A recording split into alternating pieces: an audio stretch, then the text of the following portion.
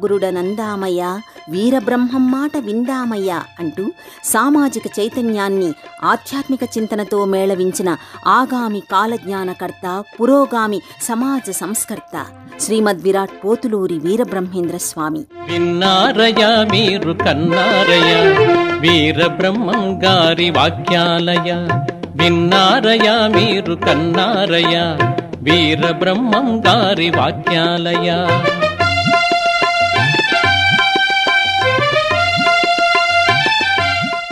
కలియుగాంతం వరకు ప్రపంచ గతిని కాలజ్ఞాన తత్వాలతో నిర్దేశించడమే కాకుండా సామాజిక ప్రయోజనాన్ని కూడా సాధించిన మహాయోగి వీరబ్రహ్మేంద్ర స్వామి.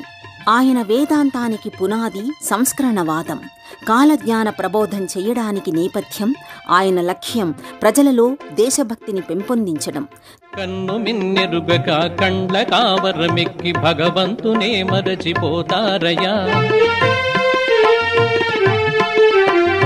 కళ్ళబొల్లి కళ్ళల కట్టు కథలను వింటూ కాముని వలలోని పడనేలయా.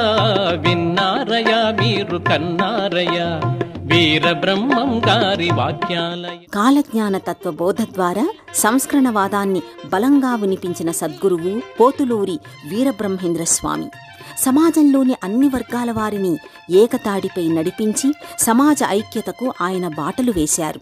విన్నారయ మీరు కన్నారయ వీరబ్రహ్మం గారి వాక్యాలయ, విన్నారయ మీరు కన్నారయ వీరబ్రహ్మం గారి వాక్యాలయ.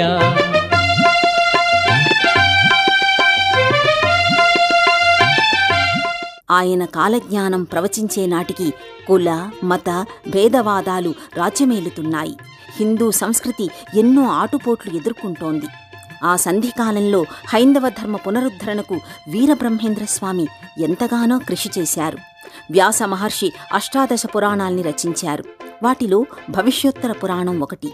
ఆ భవిష్యోత్తర పురాణ స్ఫూర్తితో అందులోని అంశాలు ప్రాతిపదికగా తనదైన ఆధ్యాత్మిక ఉపాసనను మేళవించి వీరబ్రహ్మేంద్ర స్వామి కాలజ్ఞానాన్ని అందించారు. దీని అసలు పేరు సాంద్ర సింధు వేదం.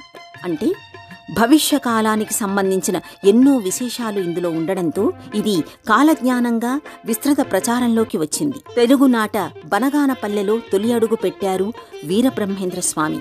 అక్కడి ప్రజలకు తన ఆధ్యాత్మిక బోధనామృతాన్ని పంచారు. భగవదవతారంగా కీర్తి అందుకున్నారు. భక్తుల్ని తరింపచేసే వీరనారాయణ మంత్రోపదేశాన్ని కాంచీపురంలో ఆనంద భైరవ యోగికి అనుగ్రహించి వీరగురుడయ్యారు. శివ గోవింద గోవింద హరి గోవింద గోవింద, శివ గోవింద గోవింద హరి గోవింద గోవింద.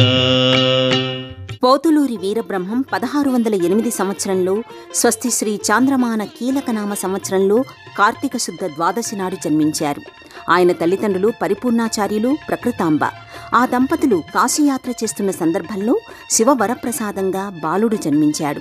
బాల్యంలోనే బ్రహ్మానికి తల్లిదండ్రులు దూరం కావడంతో కర్ణాటకలోని స్కందగిరి పర్వత సానువుల్లో ఉన్న పాపాగ్ని మఠాధిపతులుగా ఉన్న యతీశ్వరులు, యనమదల వీరభోజయాచార్యుల దంపతులు ఆ బాలుణ్ణి దత్తతకు స్వీకరించారు. బాలుడు గొప్ప తత్వవేత్త, ఆధ్యాత్మిక సంపన్నుడు కాగలడని ఆయన ఆనాడే ఊహించారు. కారణ జన్ముడని, చరిత్రలో నిలిచిపోయే వ్యక్తి కాగలడని విశ్వసించారు. అలాంటి బాలుణ్ణి పెంచి పెద్ద చేశారు. పిన్న వయసులోనే చిన్నారి బ్రహ్మం కాళికాంబ సప్తశతకాన్ని రచించారు. బాల్యంలో బ్రహ్మం పేరు వీరం భొట్లయ్య. అతడి 10వ ఏట వీరభోజయాచార్యులు శివైక్యం చెందారు. పాపాగ్ని మఠాధిపత్య బాధ్యతల్ని స్వీకరించాలని ఆయన తల్లి కోరింది. అయితే తాను దేశాటన చేస్తానని, ఒక దగ్గరే స్థిరంగా ఉండకుండా సమస్త సమాజాన్ని ఉద్ధరించాల్సిన అవసరం ఉందని బ్రహ్మం పేర్కొన్నారు.